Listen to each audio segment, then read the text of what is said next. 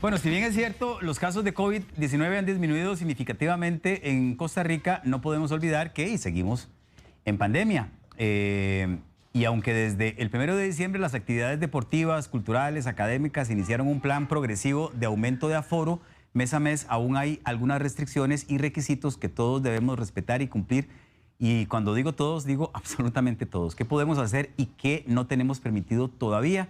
De eso vamos a conversar en los próximos minutos con don Daniel Salas, a quien le agradezco muchísimo. Yo creo que es la primera vez desde la pandemia que usted está presencial, ¿verdad? Sí, además yo creo que incluso antes de la pandemia también me parece que sí. ¿Verdad? No bueno, había estado acá. Bienvenido, está a su casa, don Daniel. Muchas gracias. Quiero agradecerle no solamente por habernos atendido, sino por... Y creo que mi voz es la de muchos costarricenses que se sienten orgullosos y agradecidos con usted por el trabajo que ha desarrollado durante esta situación que no ha sido nada fácil. Primero quería pedirle que nos diera que nos dibujara, tal vez con algunos datos que tenga. Yo aquí tengo algunos y se los puedo compartir, que los revisé ayer. Algunos datos generales de cómo está la situación en Costa Rica. ¿Cuántos enfermos se reportan en promedio? ¿Cuánta gente hay en hospitales? Sí, actualmente es claro que tenemos un panorama favorable porque estamos saliendo de una ola muy prolongada. La tercera ola fue bastante prolongada con mucha presión sobre el sistema hospitalario, mucha mortalidad. Lamentablemente llegamos a tener hasta 40 fallecidos por día. Como ya lo mencionaba ahora Nancy, tenemos ya 3 días en que no se registran fallecidos. En este momento, la semana pasada, en total, toda la semana tuvimos creo que 550, 580 casos en total, lo que nos habla de menos de como 80 casos por día. En UCI en este momento estamos por debajo de los 70 internamientos en UCI. En lo que es internamientos generales estamos por debajo de 300. Y eso es favorable, claro que es favorable, pero lo que hemos estado insistiendo es que la pandemia no es un fenómeno nacional. La palabra pandemia significa epidemia a gran escala a nivel global, a nivel mundial. Y mientras tengamos países que están siendo afectados, y en este momento Europa, por ejemplo, está con cifras adversas en términos de pandemia. Sudáfrica, ustedes vieron también, bueno, todo esto del surgimiento de la variante Omicron. Entonces eso no permite decir que ya podemos decir que estamos fuera de la pandemia. Todavía estamos en medio de la pandemia, estamos bregando. Europa, hace 3 meses, Randall, estaban contentos, estaban felices como nosotros, viendo números a la baja, números estables, y ahorita están con otra vez presión. Mucha gente dice, pero es que entonces, ¿cuándo vamos a salir de esta pandemia? Porque ya, de verdad, es como casi 2 años y seguimos viendo esto. Yo lo que veo es que hay cierta esperanza. Obviamente la vacunación ha representado un cambio en todo lo que es la dinámica de la pandemia. Es una de las herramientas más importantes. Pero cuando uno ve esta variante Omicron, es cierto que es más transmisible. Lo que se está viendo es que se transmite más fácil incluso que la variante Delta. Pero pareciera, los datos todavía no podemos categorizarlo porque son todavía datos preliminares, pero pareciera que tienen menos letalidad, menos agresividad. Eso es, pues, hasta cierto punto positivo y es hasta cierto punto también esperable en la evolución de un virus pandémico que cada vez se va adaptando más al humano y entonces pierde esa capacidad de provocar más enfermedad grave. Pero hay que tener cuidado, porque el hecho de que sea más transmisible también puede hacer que mucha gente se reinfecte. Pareciera que sí, la efectividad de las vacunas, por ejemplo, para enfermedad grave, con la variante Delta estaba en un 93% aproximadamente y baja hasta un 70% con la variante Omicron. O sea que la gente que tiene más factores para enfermar gravemente, con la variante Omicron, la efectividad de la vacuna sí disminuye, se mantiene alta, porque en realidad un 70% sigue siendo alta. Y también se está viendo que la infección, la capacidad de infectarse, sí también disminuye incluso desde un 80% hasta un 33% con la variante Omicron.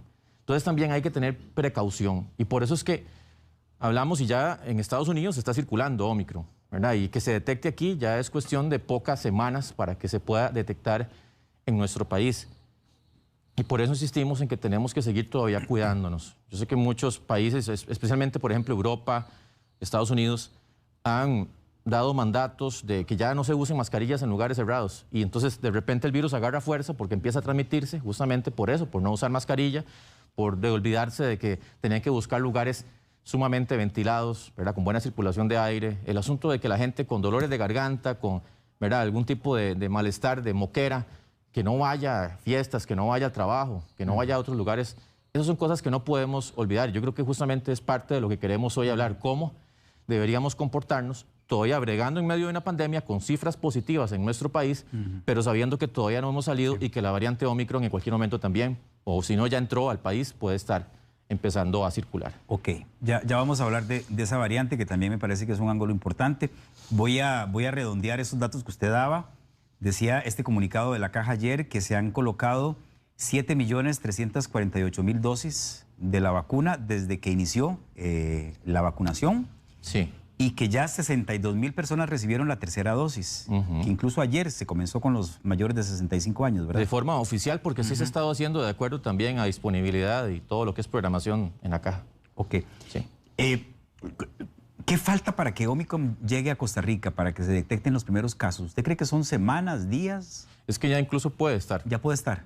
Puede estar. Recordemos que cómo se detectan las variantes en los diferentes países. No es que se le hace... Para decir que hay una variante, lo que se hace es una secuenciación genómica del virus. Suena muy complejo, es un término, pero al final de cuentas lo que uno puede explicar es que para hacer ese tipo de examen no es una PCR o una prueba de antígeno, es una prueba mucho más compleja que requiere de equipo especializado, requiere de insumos, de reactivos que son más caros, que son más costosos y que eso no lo tenemos ampliamente en el país. En general, los países no tienen esa capacidad de estar haciendo muestreos muy frecuentemente. Entonces, se seleccionan diferentes muestras de PCR, pacientes positivos de diferentes lugares del país, a través del sistema público y privado, se envían a INCIENSA y ahí se hace ese análisis. Entonces, puede ser, porque es en realidad todas esas muestras que se usan para secuenciación genómica, para detectar la variante, es una muestra de todas las muestras. Entonces, no se logra detectar necesariamente oportunamente.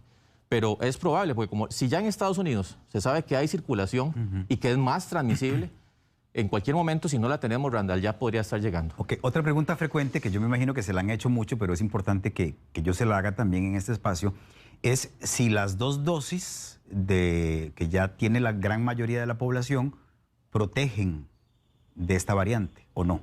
Eso es lo que más o menos estábamos tratando de decir. Cuando se ve la variante Delta, se ve que para protección de enfermedad grave estaba por encima de un 95% para las otras variantes. Con la Delta se bajó más o menos un 93%, por encima de 90%.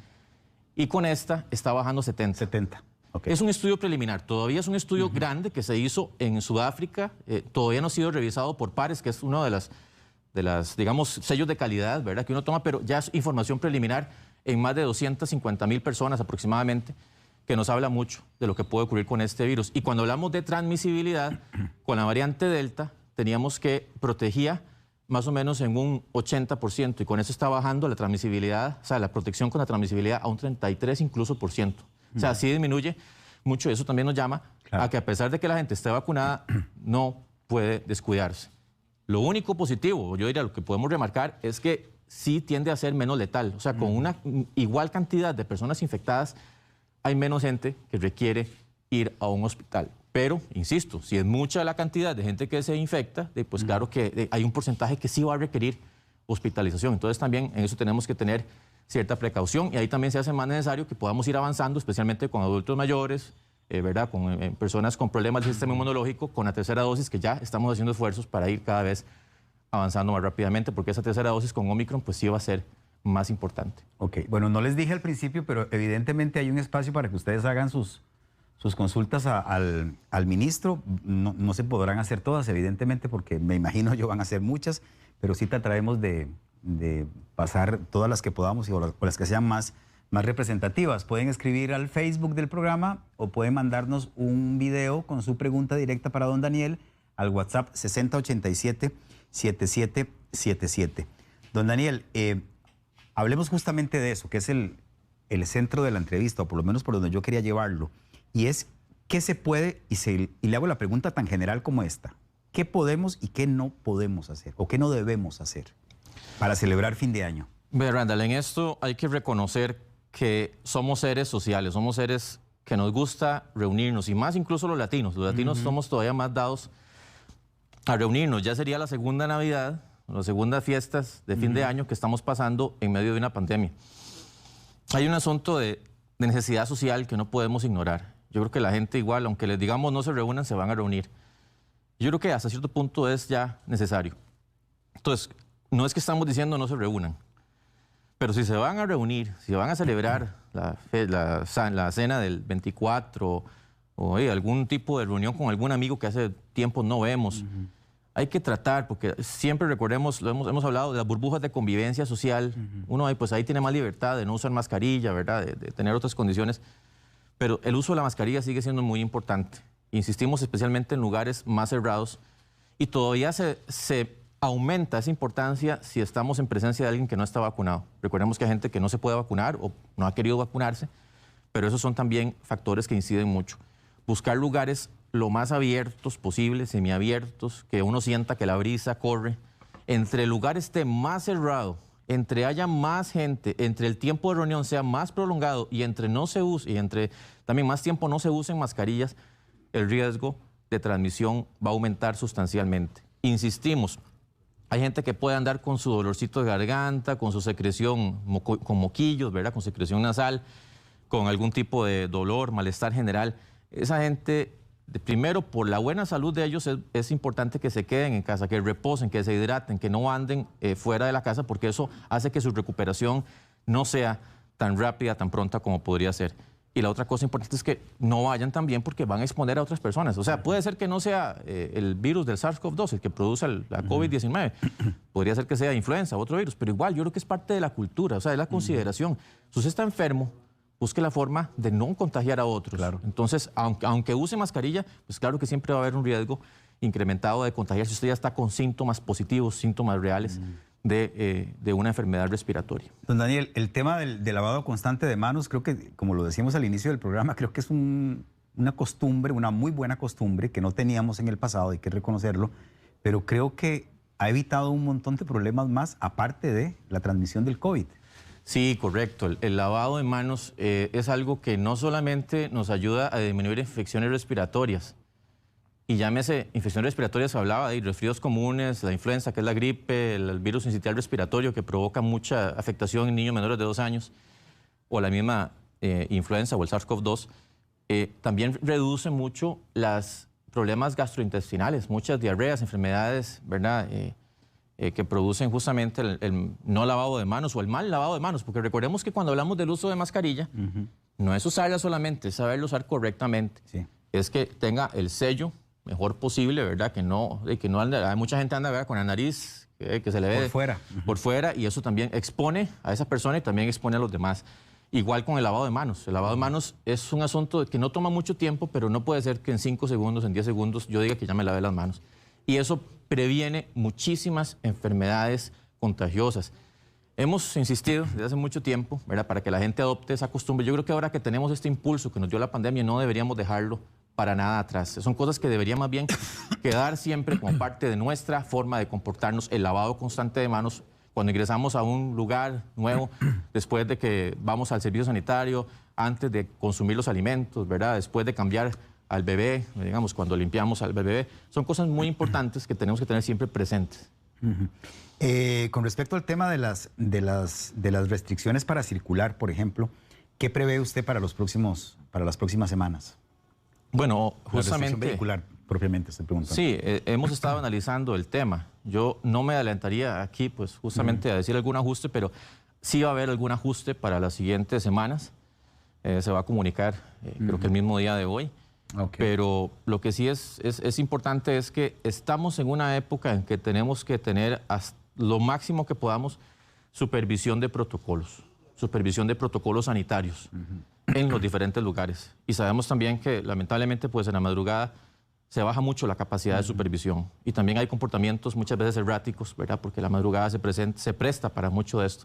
No, y si le sumamos además que estamos en una época de fiesta y donde la gente tiene más días libres y... Bueno, exacto, ¿verdad? Exacto, eso también mete presión al sistema hospitalario. Eso aumenta, claro. Accidentes, ¿verdad?, asuntos violentos. Entonces también en eso, pues, insisto, porque yo creo que mucha gente a veces, ¿verdad?, espera como que ya el comportamiento de la sociedad sea como que si no tuviéramos pandemia. Y estamos en realidad en una aceleración progresiva, pero tiene que ser responsable hacia más activación económica. Y la activación económica va a representar más movilización de la gente. Pero lo que queremos es que esa movilización sea muy responsable, o sea, que no nos olvidemos, porque cuando hablábamos de que tuviéramos las celebraciones solamente en la burbuja, ya eso en realidad pasó. O sea, ya en este momento hablamos de que podemos salir de la burbuja, pero tampoco se trata, como le digo, de hacer una fiesta con 50 personas, ¿verdad?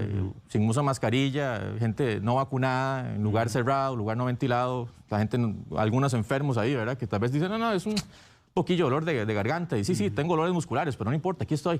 Esas cosas son las que creo que tenemos que seguir siempre muy disciplinados y teniendo muy la cabeza fría. La cabeza fría que al final, ¿por qué nos gusta tanto celebrar? Es porque estamos rodeados de la gente que queremos estar y queremos también cuidarlos. Y hay gente, lamentablemente, en todo ese grupo que puede enfermar gravemente, ¿verdad? No solamente, digamos, por COVID, puede ser por influenza u otras enfermedades. Y eso es lo que buscamos, justamente, tratar de hacer un círculo de protección también para esas personas. También quería que nos explicara usted cómo está el tema del código QR, ¿verdad? Porque siento que ha habido un poquito de confusión con respecto a esto y mucha gente todavía se pregunta si lo van a pedir, si no lo van a pedir, si me lo van a exigir a la hora de ingresar a comercios como restaurantes, por ejemplo, como cines, no sé, algún evento como un concierto que ya se comenzaron a realizar. ¿Se va a pedir el código QR, sí o no? ¿O se va a pedir de alguna u otra forma que yo compruebe que tengo el esquema completo de vacunación? Sí, primero hay que hablar del código QR, en realidad es un mecanismo ágil y seguro para verificar el estado de vacunación de las personas. El código QR no es nada nuevo, usted lo puede encontrar hasta detrás de las cajas de los cereales, en el parqueo cuando usted va a un centro comercial, en la ropa, o sea, está por doquier. Claro que el que estamos usando en Costa Rica tiene una robustez muy importante. Como tenemos una medida cautelar en este momento vigente, que no se ha solucionado, pues lo que está en este momento es la capacidad que tienen los dueños o los administradores de los locales comerciales de que ellos mismos escojan si quieren aumentar el aforo, ¿verdad? Tener un aforo de, en algunos casos, hasta 100%, o sea, como que si no hubiera pandemia, pero con gente vacunada. Entonces, que apliquen el QR. Eso se va a mantener así, de forma opcional, porque en realidad ellos sí pueden funcionar sin el QR, sin la vacunación, pero a aforos disminuidos, que es lo que permite la pandemia. Entonces, por el momento, mientras no se solucione la medida cautelar, pues eso no podría ser obligatorio de migrar completamente al 100%. Ok, entonces para ver si lo entendí bien, los comercios podrían solicitar el código QR si quieren tener un aforo del 100%. Así es. Ok, y si quieren un aforo menor, podrían no solicitarlo. Así es. Ok, eso es importante. ¿Y eso lo define quién? ¿Cada negocio? Sí, eso lo define exactamente, cada negocio. Cada negocio, así es. Ok. Vea, hay un montón de preguntas que nos está haciendo la gente y yo quisiera alternarlas con las que yo tengo. Lenier Obando, por cierto, pregunta por el código QR y le pregunta a usted por qué en los buses no se pide, porque dice que muchos viajan súper llenos. También lo felicita por el trabajo y dice que son verdaderos guerreros que están en la primera línea de atención de la pandemia, pero contestémosle a Lenier, ¿por qué no se pide código QR en los autobuses? Es que ya, digamos, el autobús es un servicio público de transporte y mucha gente no puede llegar a su lugar de trabajo o hacer asuntos urgentes, ver una cita médica o lo que sea. Recordemos que en hospitales, por ejemplo, ¿verdad? En farmacias no puede ser obligatorio la presentación del QR porque son asuntos ya de más, un orden más importante. Igual es por ejemplo, el transporte público. Entonces, en ese caso, hemos exceptuado porque justamente eso faculta o permite hacer cosas de urgencia o de prioridad máxima, que ¿verdad? No es lo mismo que una actividad de ocio. Claro. Usted quiere ir a disfrutar de un concierto, de ir al cine o ir a un restaurante, que es diferente. Meli Madrigal, quiero saber si le pongo la primera dosis a mi hijo de 9 años fuera del país en diciembre, ¿podría completar el esquema de la segunda dosis en Costa Rica? ¿Y cuánto tiempo después de haberle puesto la primera dosis se debería poner la segunda? Sí, en eso va a funcionar parecido a como hemos estado trabajando con los adultos. O sea, si usted se aplicó la primera dosis fuera, puede ponerse la segunda en Costa Rica, siempre y cuando, pues obviamente, sea una vacuna, ¿verdad?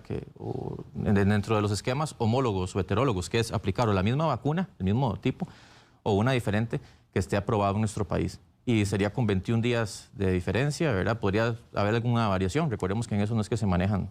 Sí es Pfizer, ¿verdad? Porque recordemos que en este caso la que está aprobada para menores de 12 años justamente es Pfizer. Ok. Hay varios televidentes que nos están mandando también preguntas directas en video para usted. Voy a ponerle la primera para que la veamos. Buenos días, don Daniel. Buenos días, Randall, también a toda la gente de Teletica. Quería hacerle la siguiente pregunta. No tenemos audio aquí, tal vez si me ayudan con eso para volvérsela. PCR, ¿o se necesita otro? Vamos a arreglar el problema técnico para que don Daniel pueda escuchar.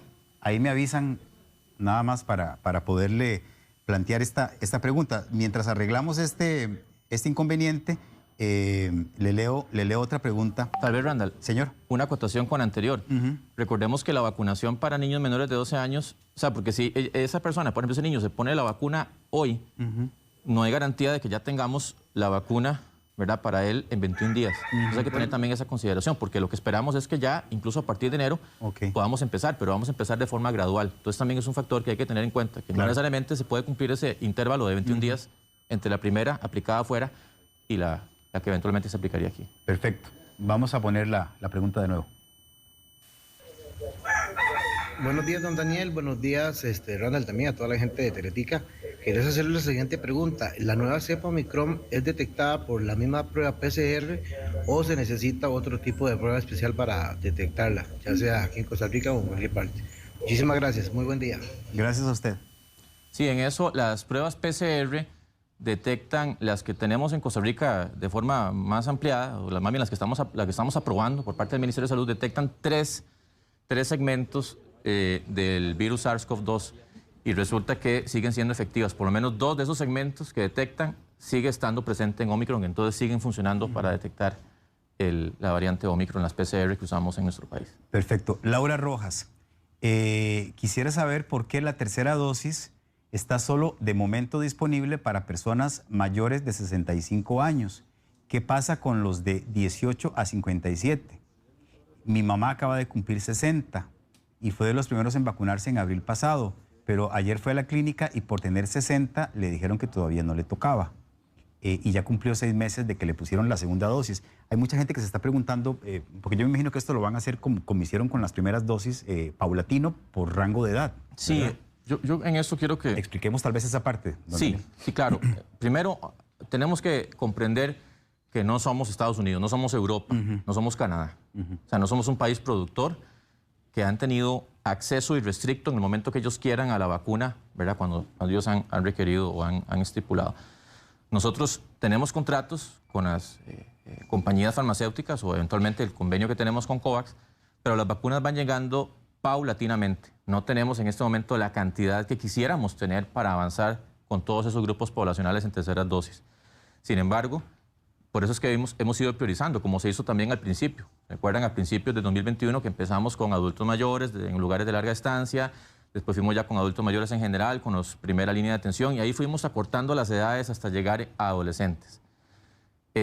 Nosotros estamos haciendo esfuerzos, ya lo que estamos vacunando en este momento es por vacunas que han quedado generalmente por gente que no ha querido vacunarse. Entonces han quedado ya remanentes de vacuna y se pueden aplicar en esas terceras dosis, pero también se están haciendo esfuerzos para adquirir vacuna con España, ¿verdad?, que esperamos que ya antes de que finalice diciembre tengamos 500,000 dosis de vacuna, que eso es algo inusual, ningún país ha estado ofreciendo, ¿verdad?, ese tipo de adquisición de vacunas, pero ellos lo han hecho, en el caso de Costa Rica. También la Unión Europea ha ofrecido una donación de 1 millón de dosis y estamos también avanzando en esto para ojalá tenerla en enero. Eso va a permitir que además de las que van a entrar ya por Pfizer en el convenio bilateral de compra en el 2022, podamos ir abarcando también estas terceras dosis de otros grupos de menor edad. Pero siempre vamos de arriba hacia abajo porque los de más edad siempre tienen más riesgo y vemos en las UCIs, que son los que están ocupando más campos, en las unidades de cuidados intensivos, enfermos por COVID, cuando se enferman gravemente. Muy bien. Hay otra pregunta para usted en video que nos hace, creo que es una televidente. Buenos días, don Daniel. En mi caso le hago esta pregunta. Yo sufrí de COVID hace 1 año y 2 meses. Me quedaron muchas secuelas del COVID. En sí, como si lo estuviera otra vez pasando, ¿verdad? Dolores de cabeza, dolores de articulaciones, falta del aire. ¿Qué puede afectarnos en el caso? Como muchas personas que tal vez estén con secuelas con este nuevo virus, ¿nos podría afectar más? Muchas gracias y bendiciones. Sí le captó, ella quedó con secuelas, tuvo COVID hace 1 año y 2 meses y todavía tiene dolores de cabeza, dolores articulares y teme que la nueva variante le afecte a ella mucho más que a una persona que no haya tenido. Sí, hay un síndrome que es conocido como el COVID prolongado, que puede extenderse meses después de la infección inicial. En esas personas pueden quedar secuelas de disminución de la capacidad respiratoria, de dolores crónicos, de un problema de que de repente le dan calores de repente muy fuertes o le da frío, ¿verdad? Muy fuerte. Hay un montón de otros síntomas que se pueden asociar a este COVID prolongado, pero lo cierto es que habría que analizar su caso. O sea, yo creo que lo más importante es que consulte, que le hagan pruebas, a ver qué está pasando con su organismo. Pueden haber reinfecciones y perfectamente por incluso otros virus y que también pueden simular cuadros parecidos al COVID. Entonces, hablar exactamente sin examinarla, ¿verdad? Sin tener exámenes, sin tener toda la historia clara, no sería prudente, pero sí lo más importante es que ella tal vez consulte, ¿verdad? Se acerque al médico de confianza y que le puedan hacer esa valoración. Aquí hay dos preguntas en Facebook que están interesantes. Una de ellas es de Shirley Rojas, dice, cuando me coloquen la tercera dosis, ¿voy a tener que cambiar el código QR o no? ¿Funciona el que ya tiene? No, por el momento el esquema básico sigue siendo el que se solicita en el código QR. Pues llegará un momento en que sí, ya la evidencia va a ser más contundente y entonces se va a solicitar justamente la tercera dosis, pero también tiene que ver con capacidad de país y no podemos solicitar una tercera dosis que no está disponible para la población en general, que vamos a ir progresivamente teniéndola, y segundo, todavía no es un mandato general en el mundo de pedir ese refuerzo como parte de un esquema completo. Pero la pregunta sería, cuando yo tenga la tercera dosis colocada, ¿tengo que volver a sacar el código QR? Eso, recordemos que en este momento habilitamos una plataforma de autogestión, ¿verdad? Que es usuarios, uno pone usuarios, Ministerio de Salud, COVID, ahí sale, y ahí ella puede poner justamente, estamos incluso tratando de hacer el esfuerzo ya para tener, a través de la verificación, el número de cédula y el número único que está en el reverso de la cédula, para que la gente pueda incluso sin tener que poner las fechas de vacunación, tener su certificado. Entonces ahí lo va a obtener, eso va a ser automáticamente. Recordemos que nosotros, el Ministerio de Salud, obtenemos la información que nos pasa el EDUS. Y a veces justamente si hay algún error también en el EDUS, que muchas veces pasa, ¿verdad? No es que siempre ocurre, pero muchas veces es un asunto de registro en el EDUS que al final nosotros directamente no podemos corregir. Pero también la gente, es importante que conozca eso. A veces cuando hay incongruencias en sus fechas de vacunación, revisen en la aplicación de EDUS, porque ha pasado muchas veces que se registra como 2 primeras dosis o se le pone una dosis en una fecha diferente a la que tenía el carnet impreso, pero eso es un asunto de que al final nosotros recibimos lo que está consignado en el EDUS, que en realidad la mayoría están bien, o sea, hay una gran mayoría que están correctamente consignados. Perfecto. Ricardo Quiroz, me gustaría saber si ese esquema de 3 vacunas se va a repetir año con año. Si aún está en estudio, ¿cuántas vacunas serán necesarias? Todavía es temprano para decir eso. Uno diría que el virus, el SARS-CoV-2 que produce la COVID-19, va a convertirse en algún momento en un virus más parecido a influenza, que va a seguir circulando, o como los otros coronavirus, que tenemos 4 coronavirus que provocan resfríos comunes, y que pues eventualmente requeriría, hay que ver eso, si requeriría una dosis cada año, ¿verdad? Pero eso todavía es temprano para indicarlo. Ok.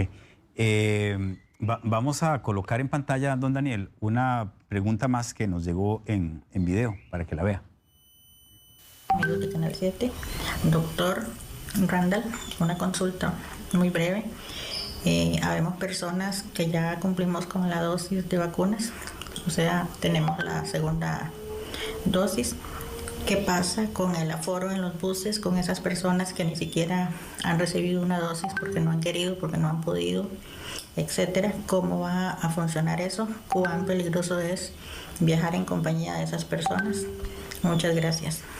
Gracias a usted, señora. Sí, recordemos en los buses es obligatorio el uso de mascarilla.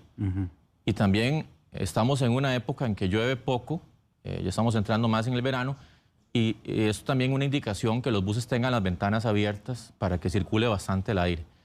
Ya el mismo hecho de usar la mascarilla, a menos de que sean viajes muy prolongados, pero generalmente los viajes no son tan prolongados, y ya eso disminuye mucho el riesgo. Obviamente, si la persona ya está vacunada, pues también disminuye más el riesgo. Si el bus tiene las ventanas abiertas y circula bien el aire, disminuye aún más el riesgo. Igual si uno se está desinfectando, lavando las manos, ¿verdad? Después o poniéndose algún tipo de alcohol, también disminuye el riesgo. Entonces yo creo que en eso, pues como hablábamos anteriormente, el transporte público sigue siendo importante, clave, para que muchas personas se movilicen, estén o no vacunadas, y pues eso hay que justamente pues tratar de manejarlo con esas medidas sanitarias. Perfecto. Don Daniel, ya vamos a ir cerrando, pero Edgar Muñoz Valenciano dice, yo soy tico, vivo fuera de Costa Rica, me vacuné afuera, pero en unos días voy para Costa Rica. ¿Cómo funciona el código QR en mi caso si las vacunas me las puse en otro país y son de la marca Moderna? Sí, en ese caso se está trabajando para que las personas, cada persona que ingresa a Costa Rica tiene que llenar un formulario que se llama Pase Salud, que está en línea. Y eso genera un QR, pero no es el QR de vacunación, es un QR de ingreso. Pero estamos trabajando para que ese QR pueda asociar el QR ya de ingreso a los establecimientos. Eso todavía no está del todo solventado y mientras tanto, eso se va justamente también a indicar más ampliamente hoy, se va a estar aceptando el carnet impreso, ¿verdad?, del país correspondiente donde él tenga las dosis que le colocaron. Eso es mientras logramos justamente implementar este mecanismo de enlace del acceso a salud con el código QR de vacunación a nivel nacional. Don Daniel, ¿cómo ha visto usted el tema del fútbol, del regreso del público al fútbol y lo que ha ocurrido, digamos, en las últimas semanas, diría yo? Y es que el fútbol es pasión, ¿verdad? Yo creo que es difícil. O sea, siempre llamamos a los aficionados a comportarse adecuadamente.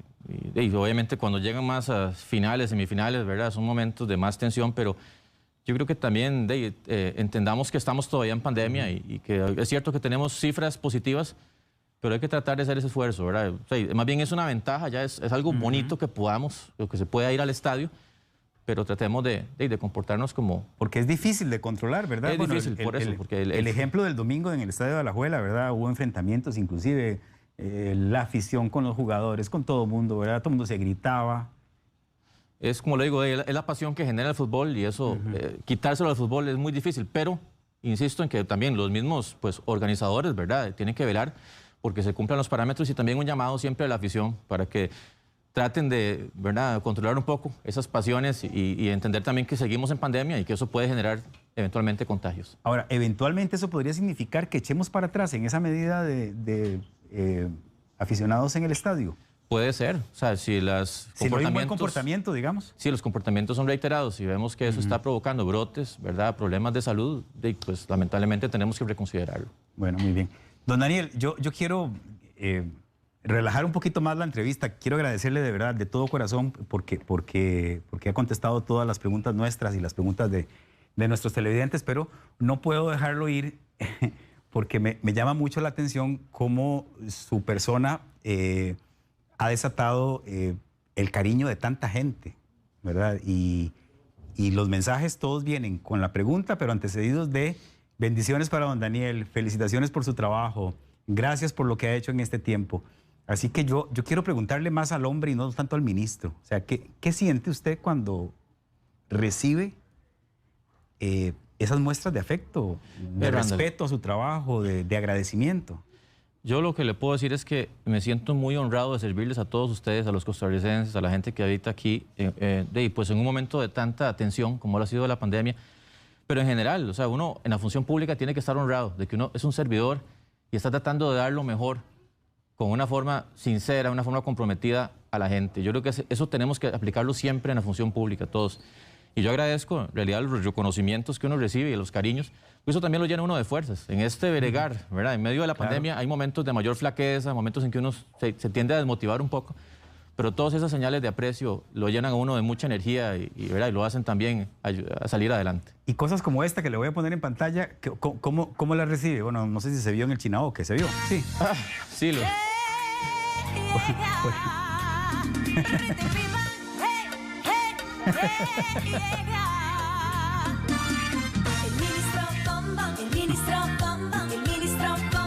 ¿Cómo recibe esto, don Daniel? ¿A usted le molesta? ¿Le cae bien? ¿Le da risa? Me hace gracia. ¿Le hace gracia? Me hace gracia. ¿Y lo molestan en la calle con eso? No, nadie me ha dicho. No, nadie me ha hecho ningún comentario. Sí, había un montón de comentarios ahí del ministro Bombón, ¿verdad? Sí, yo sí quiero aclarar algo, porque dice que no me deja trabajar y siempre hemos dejado trabajar en la restricción vehicular, ¿verdad? Hay una excepción siempre con carta para la gente que trabaja independiente o no, porque eso es importante aclararlo, ¿verdad? Sí. Pero no, en eso hay que tomar las cosas y la vida también con gracia, ¿verdad? Uno no puede tampoco ser tan serio siempre. Bueno, yo lo que creo es que usted se convirtió en un ministro inolvidable para este país. O sea, podrán pasar otros, pero Daniel Salas es Daniel Salas. Es que es el momento de una pandemia hace que nos acerquemos mucho. Bueno, muchísimas gracias. Gracias a los compañeros por este detalle y de nuevo agradecerle por estar aquí con nosotros, por el trabajo que ha realizado así de forma valiente. Yo le cuento que no es cualquiera el que aguanta lo que usted ha aguantado. Las presiones, que yo me imagino son muchísimas de todos los sectores, y ahí ha estado valiente y fuerte. Así que, como costarricense, gracias. Gracias, Randall. Y de verdad ha sido un honor servirles a todos. Pura vida. Bueno, esperemos que nos portemos bien para que no nos jalen las orejas. Usted dice que aquí todos nos portamos bien, ¿verdad? No, increíble. Es un comportamiento ejemplar. Aquí, muy bien. Bueno, Sí, qué sí. dicha. Chiquillos, ya. Omar, salimos de esto ya. Les invitamos a suscribirse a nuestro canal de YouTube para repasar todo el contenido disponible.